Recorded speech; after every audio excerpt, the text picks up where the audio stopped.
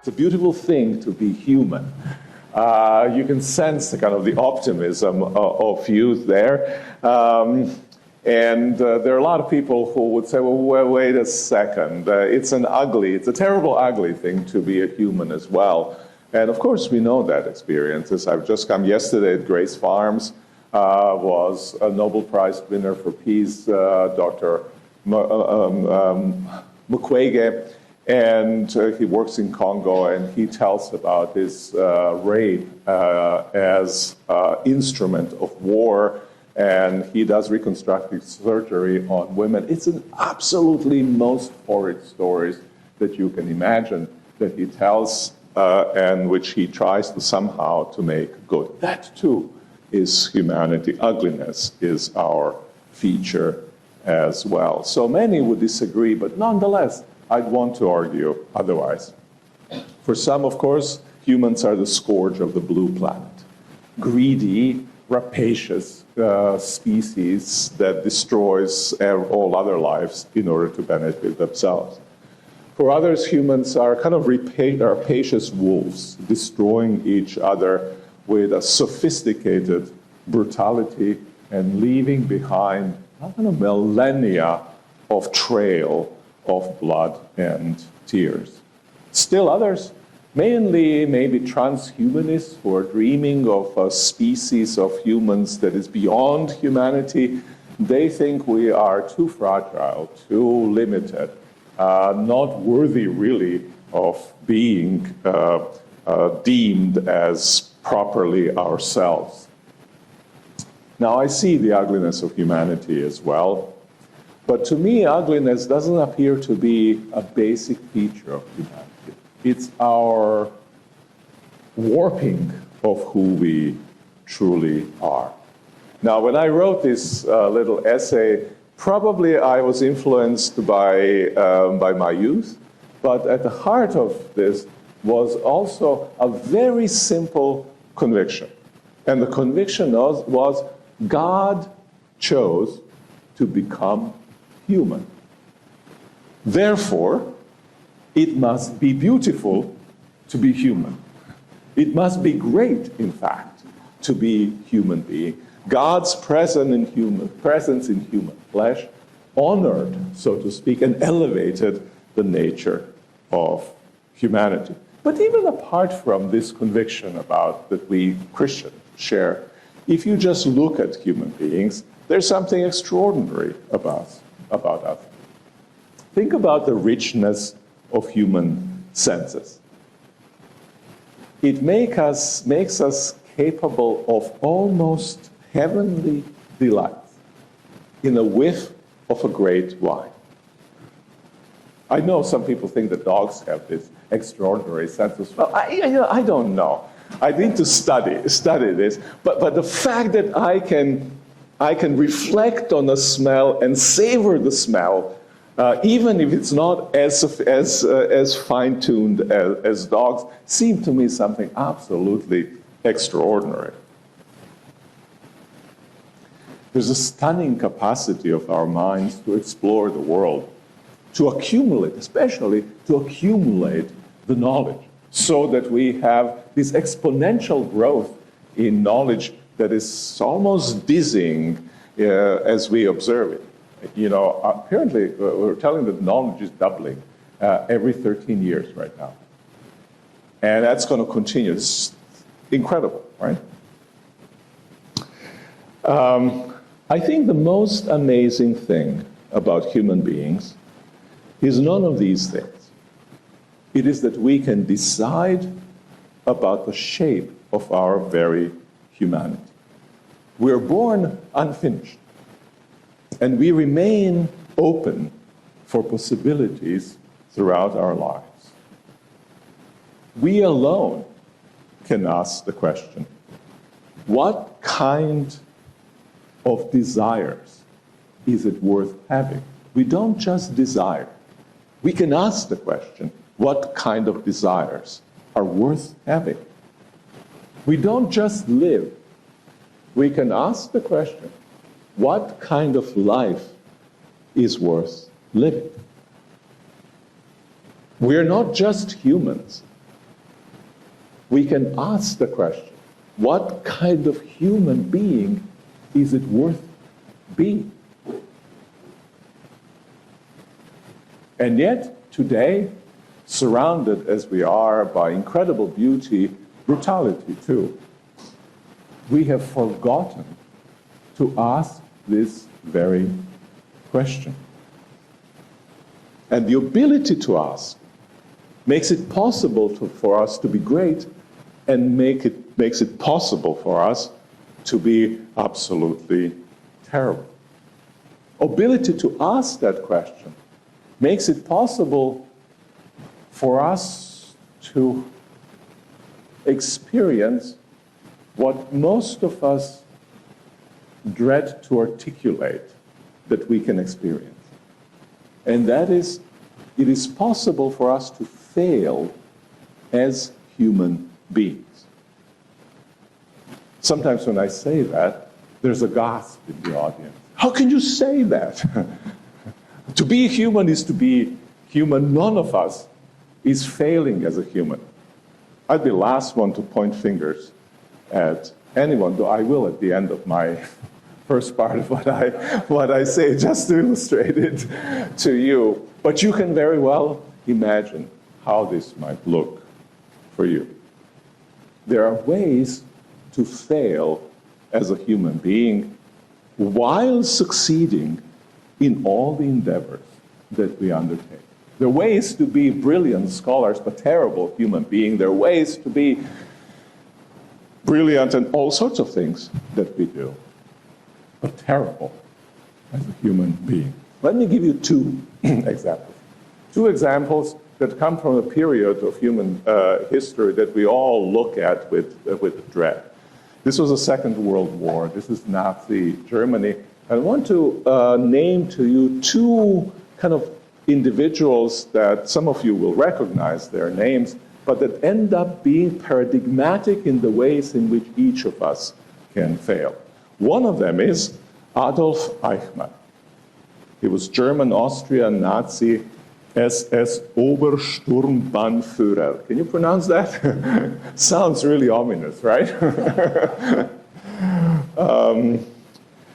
And was one of the major organizers of Holocaust. He was caught in 1961, and then he was tried in Jerusalem. Reporting from that trial, the great Jewish philosopher by the name of Hannah Arendt coined the phrase banality of evil. And the point that she made was this. When she observed him in the court, he seemed to her as this completely ordinary, unimpressive, almost banal human being. And yet, he did this absolutely unspeakable evil. And so she tried to express kind of her express in this phrase the tension between unspeakable horror of the deeds and the kind of undeniable ludicrousness of the man who perpetrated them. How could he? Her answer was, he functioned as a mere cog in a larger mechanism of which he was a part. He committed evil deeds not because he was terribly evil, but because he was not sufficiently self-aware, not sufficiently strong to pull back from functioning within an immensely evil system. He lost sight of his true humanity in order to do a simple job of doing what he felt needs to be done. The other person comes also from the same period.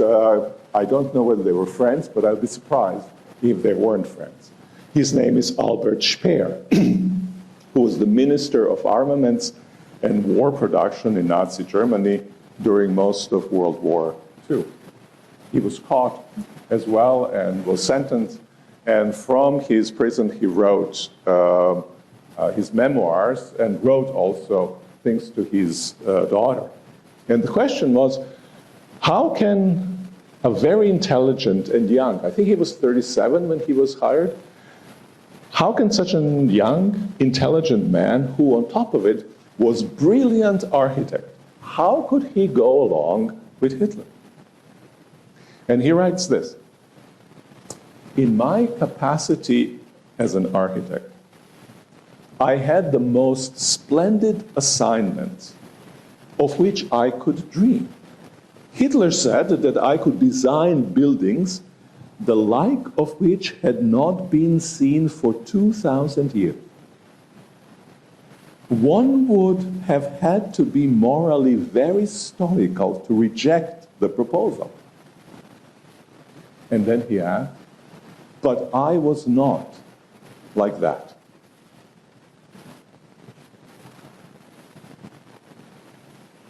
He continues, out of fear of discovering something which might have made me turn from my course, I chose ignorance.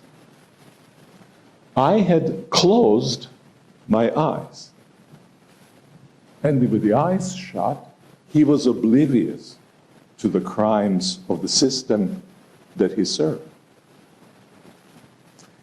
And probably more significantly than those eyes that were shut was what he writes after that. He says he lost sight or didn't have any moral ground outside the system where I could have taken my stand. So you have, in a different way than Eichmann, a person that is inserted in the system, and all the brilliance that he has is serving the purposes of that system, which he is never willing to, because he's invested in being a fantastic architect, or capable, actually, of question. Because he doesn't have a ground on which to stand, a perspective from which to call that into question.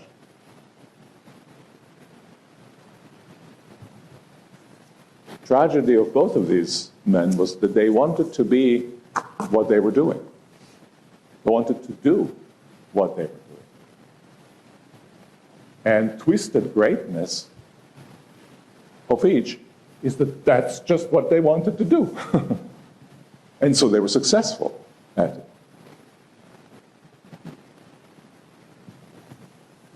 I think that brings, in this extreme form, to our attention the ways in which we can get lost in the little functions that we do, or we can be blind to whatever is surrounding us in the great goals, with all the brilliance that we have, that we pursue.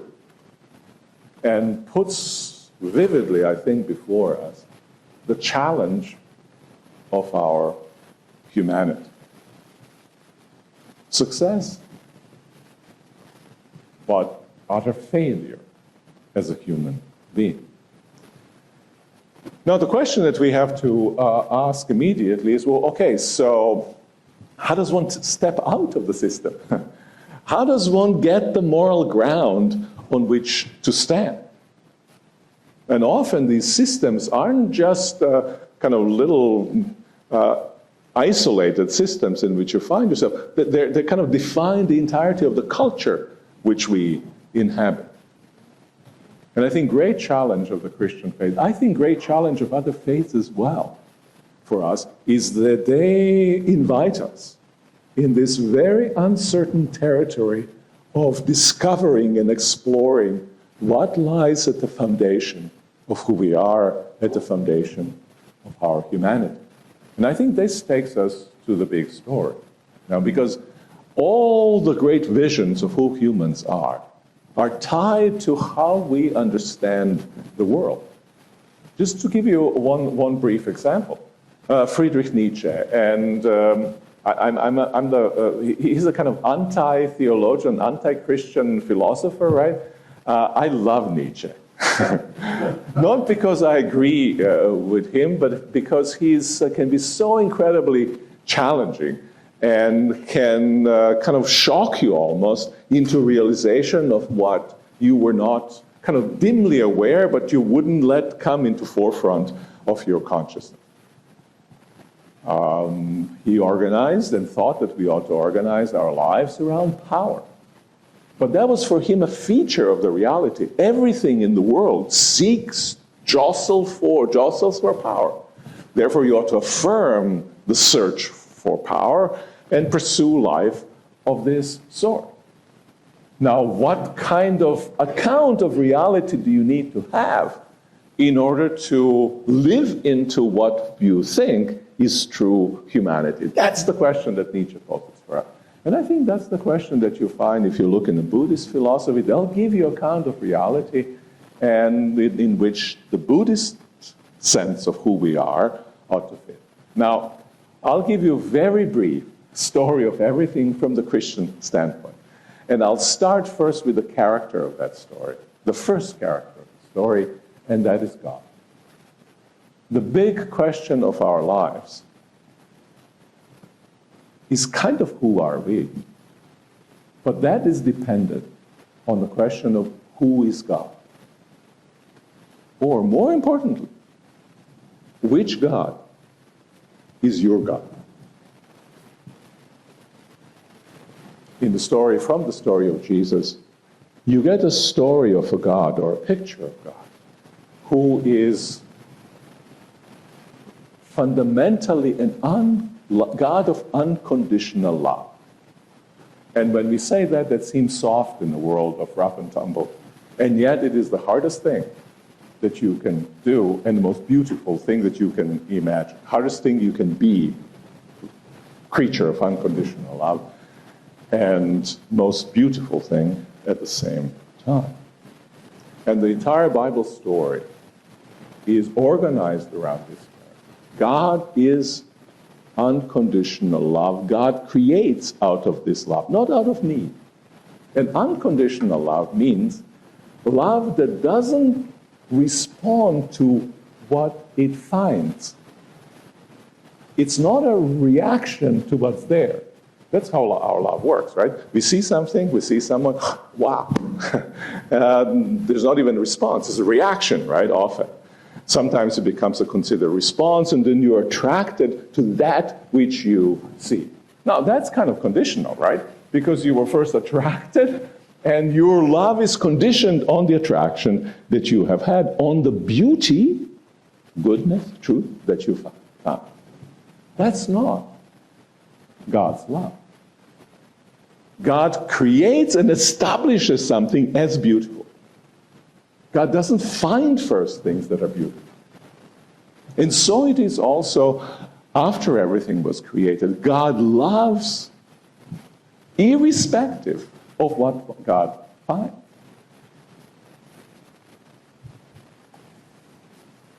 Just a quick illustration of this. I always think of it when I think of that claim. When my older son, who is now senior in college, was 4 years old, we were driving up to see my sister in North Shore of Boston. And I didn't know what to do with him in the back seat, so I somehow had to entertain him. Night before, I went and saw a play, Metamorphosis, and so I wanted to tell him a little bit of the story about Metamorphosis. I thought that would be interesting to him. And so I was, and obviously it was for a while. Because, so Dad, what's Metamorphosis, right? And I said, well, Nathaniel, this is like Transformers. He knew everything about Transformers, right? No problem. This is very so great. So we're going along pretty well. I describe different metamorphoses, different transformations that happen, and then I come up to this story about certain Lucius who wanted to become a bird. and who was observing a woman sorcerer who helped somebody become a bird. And so he thought he's got this formula, except when he had Lucius, when he kind of said this formula, he ended up turning into a donkey, right? With long ears, and everything. So Nathaniel's listening to this thing. And then comes something that I absolutely did not expect. Dad, would you love me if I were to become a donkey?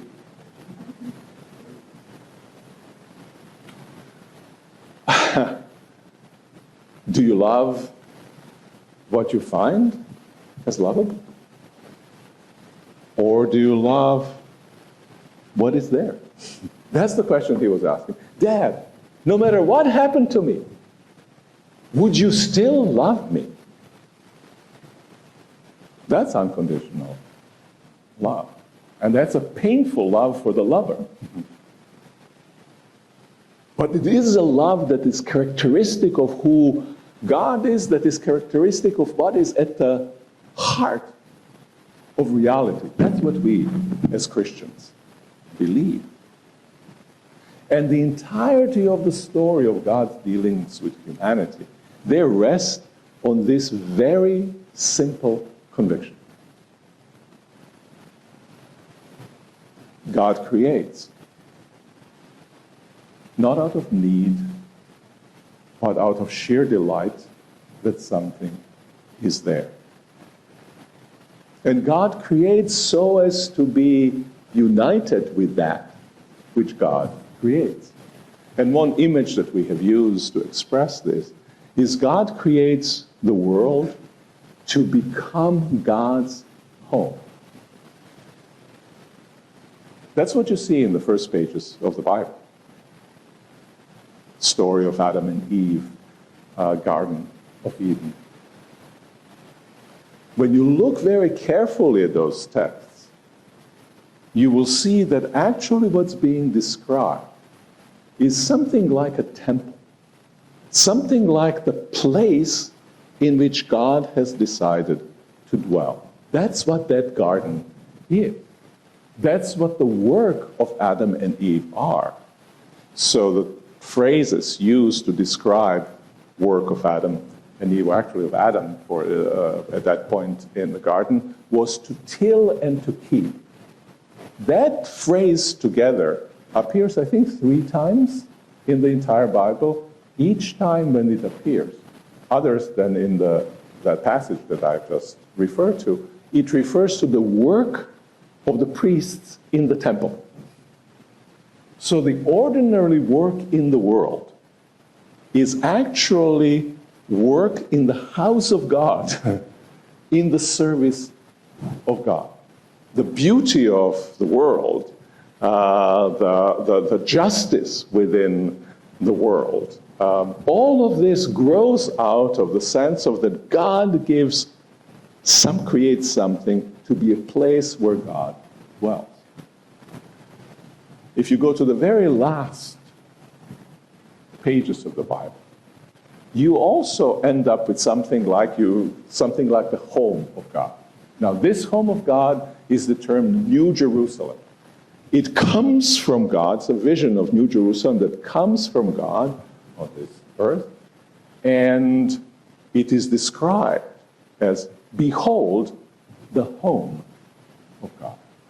This is the place where God has chosen to dwell. This unity between the world and God is what God's love aims to create. We are at our best.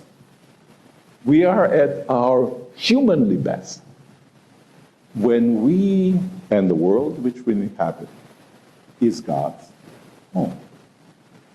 Now, interestingly enough, if you see these 2 bookends of the Bible, now if you go from both of these bookends of the Bible and go in the Christian middle of that Bible, what's in the Christian middle of that Bible?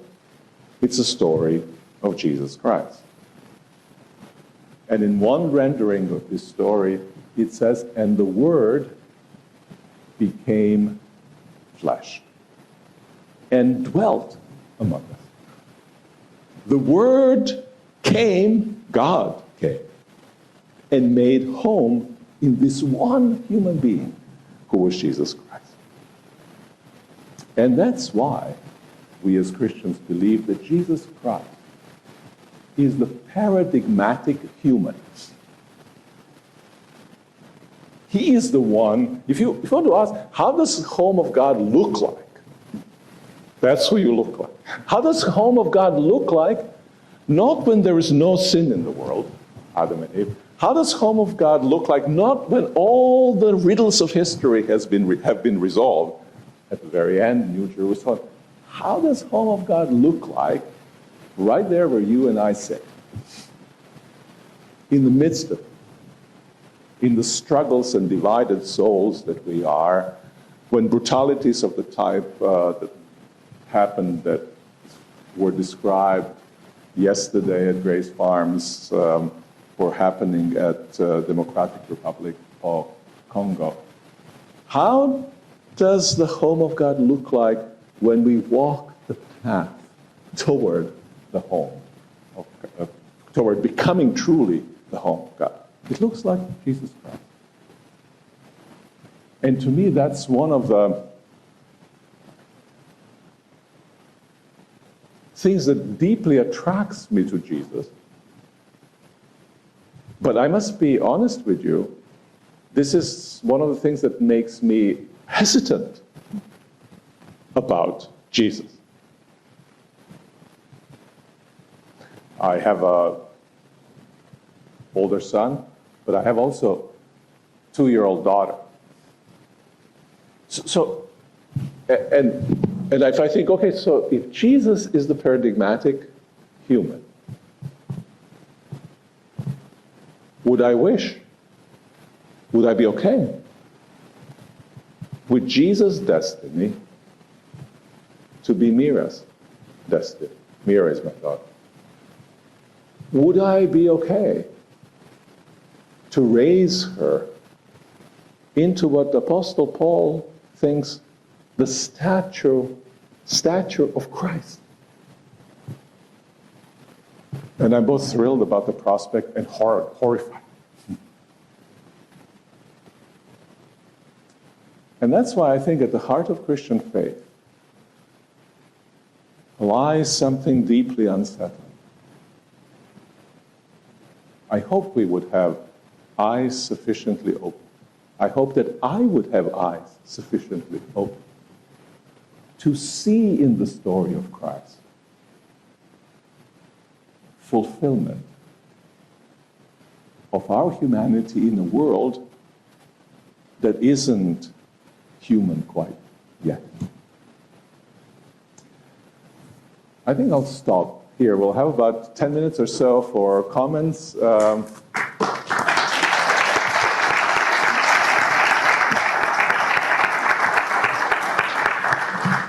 you so much, Miroslav. So, we do have some time, as Miroslav said, for some conversation here. Please do wait until you receive the microphone, so that the whole room can hear you, and also so that the folks who are streaming in online can hear you. So, who's the question or comment?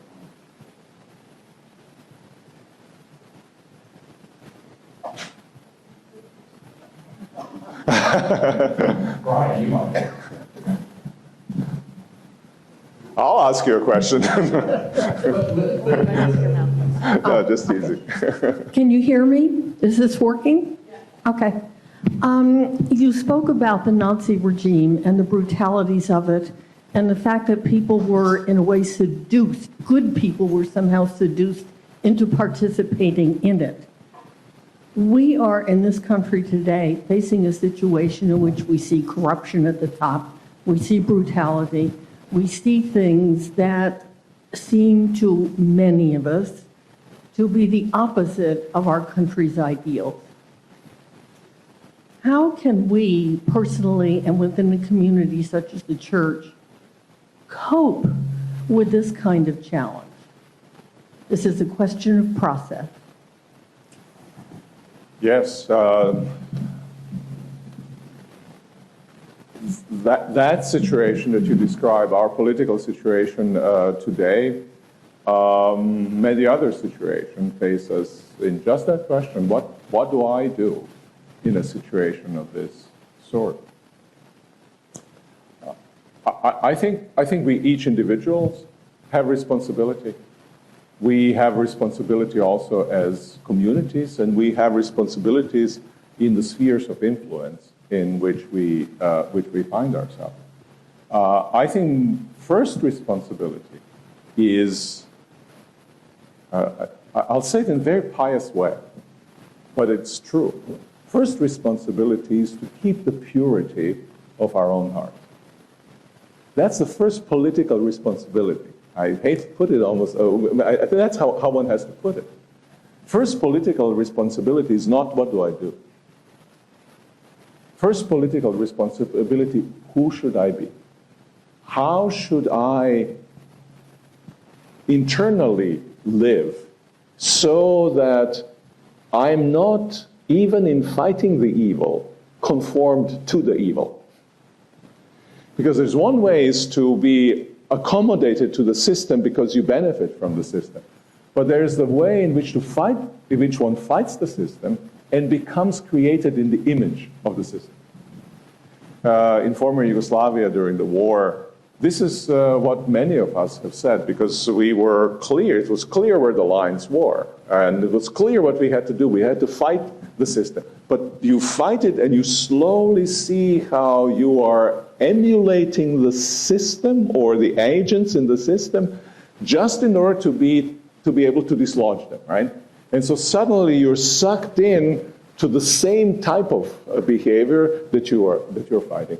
My sense is our first responsibility, have a moral ground outside of the system so that you are not moved in. And then we need to organize. We need to, each of us in different spheres, we need to do what it takes to preserve the humanity above all. For me, that means always fresh question, who and what do I ultimately trust? Who and what do I ultimately love? And then act. And not be coward.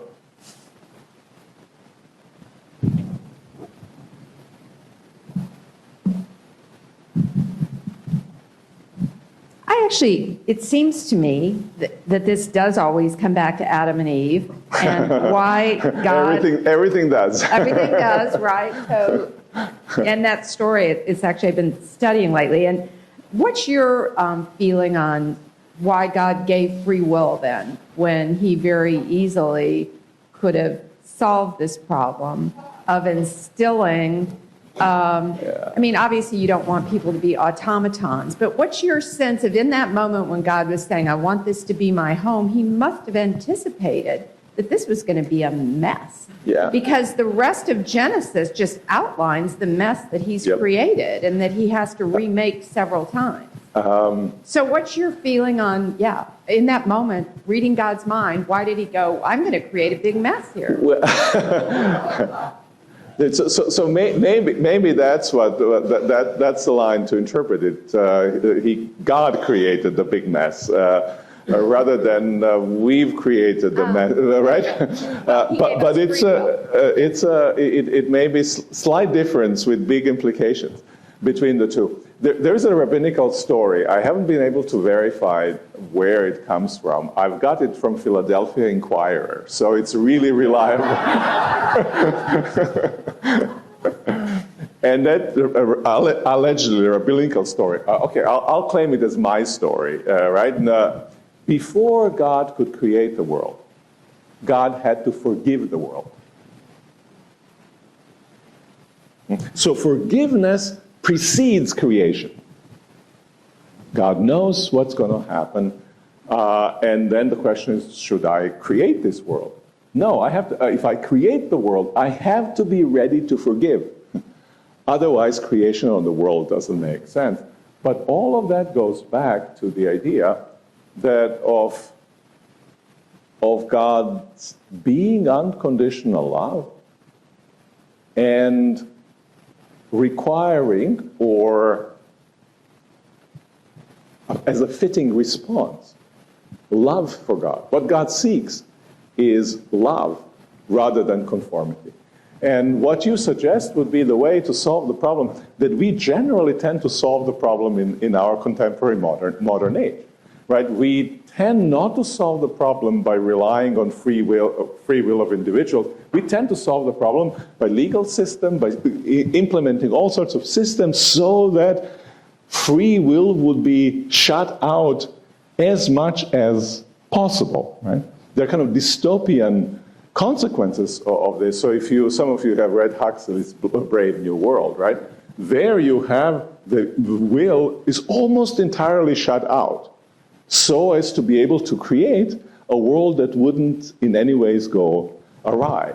So you've got social systems that are made in such a way that there's not much leeway for you to go wrong. And then you've got pharmacological means. The term for that in Huxley's dystopian novel is soma, which basically means you've got a little bottle and you carry half of your morality in your bottle. And the other half is in the engineering of the social systems that have been created for you. That's what we would have had God decided not to give us free will and have us obey and do things that are right in a kind of automatic way. That's not sufficient answer to your question. But it's one part of it. I've heard before that God gave us free will so that we'd be free to love him. Yeah, And is that? that seems right. God wants a response of love. And to have a response of love requires freedom, which is exactly the point. Which is to say, you can't create a kind of set of circumstances simply that love you back. So I'm really finding comfort in your I'm looking, where is that? in your description of what our choice can be, the path to follow. It's a really hopeful message, following God, his bet on humanity, his gift to humanity, to be a human being. Why do you reckon the Christian body is having such a hard time kind of growing and sustaining itself, even with this message of hope? Yeah.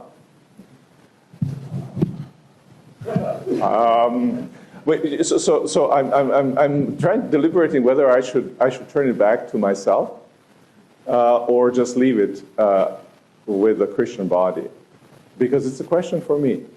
It's a question for me daily.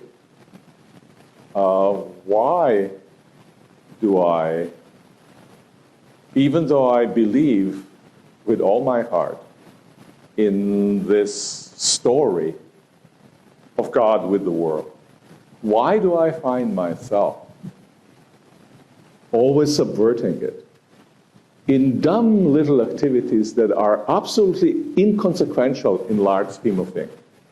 Think of arguments that we have as siblings, as spouses, as well. It's crazy. They're absolutely crazy when you step back, right? And yet we engage in them, and they pull us into deep holes which are unreasonable, not immoral, unreasonable, and nonetheless we do. Some of it is because of our incredible search for recognition and distinction, kind of for being better than somebody else. I've been invited to write, to give a talk about sports. What do I know about sports, right? I go to the gym, but I'm not a big athlete. So I decided I'm going to write the talk about winner's glory. And my question is going to be, what's good about being better than someone else?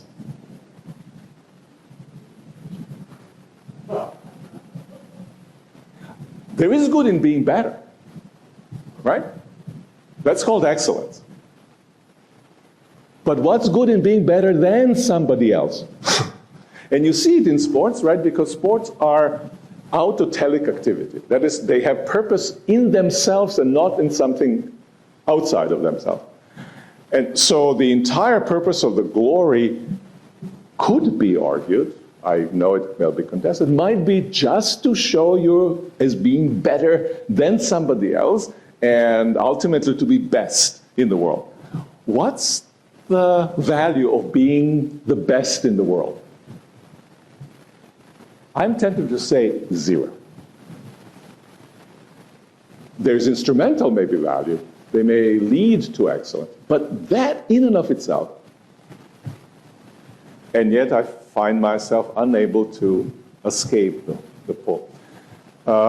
Many other such things might explain why we as Christians, and maybe just one more, I think I'm supposed to finish.